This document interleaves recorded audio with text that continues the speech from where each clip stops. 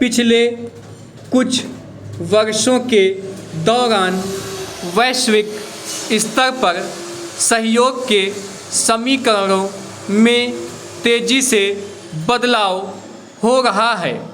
उसमें ज़्यादातर देशों के लिए यह बात मायने रखती है कि आर्थिक, रणनीतिक और कूटनीतिक मोर्चे पर भारत का रुख क्या रहता है।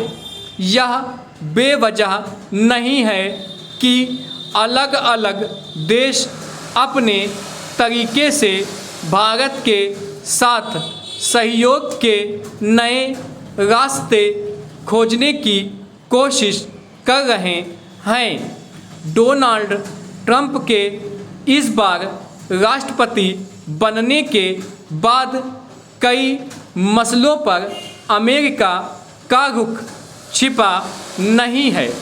ट्रंप के कई बयानों से वैश्विक स्तर पर उपजी अनिश्चितता के बीच यह स्वाभाविक ही है कि दूसरे देश भावी अवरोधों के मद्देनज़र नए और वैकल्पिक रास्तों की ओर कदम बढ़ाएं।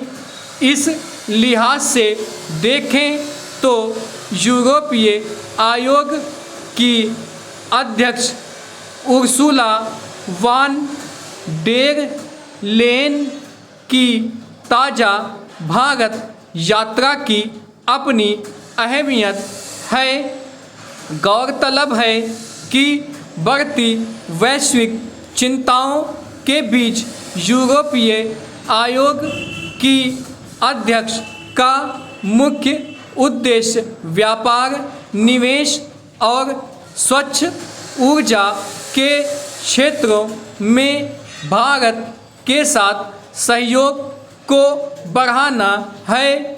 उनके साथ 27 सदस्य देशों के वरिष्ठ राजनीतिक नेता भी भारत दौरे पर आए हैं। भारत के प्रधानमंत्री के साथ बैठक के दौरान दोनों पक्षों ने आपसी साझेदारी को और ज़्यादा मजबूत करने के साथ साथ भारत, पश्चिम एशिया, यूरोप आर्थिक गलियारे जैसी अत्यधिक महत्वपूर्ण संपर्क परियोजनाओं पर व्यापक चर्चा की। यूरोपीय संघ और भारत के बीच व्यापार लगभग 160 बिलियन डॉलर का है। फिलहाल यूरोप में करीब 50 लाख भारतीय रहते हैं और भारतीय पेशेवरों की संख्या में लगातार इजाफा हो रहा है। जाहिर है अगर यूरोपीय संघ और भारत के बीच साझेदारी का नया अध्याय शुरू होता है तो उसमें इन तथ्यों की अहम भूमिका रहेगी। यही वजह है कि यूरोपीय संघ की अध्यक्ष की यात्रा के दौरान दोनों पक्षों ने व्यापार और निवेश के क्षेत्रों में सहयोग बढ़ाने की दिशा में कई महत्वपूर्ण कदम उठाने पर संवाद को आगे बढ़ाया है।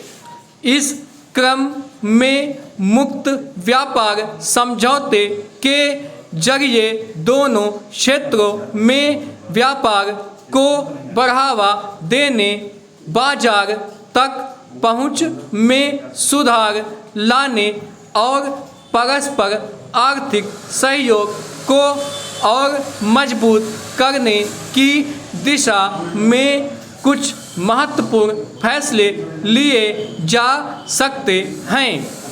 साथ ही बाहरी अंतरिक्ष रक्षा, जल प्रबंधन और नवीकरणीय ऊर्जा जैसे क्षेत्रों में भी सहयोग की संभावना बेहतर होने की उम्मीद है।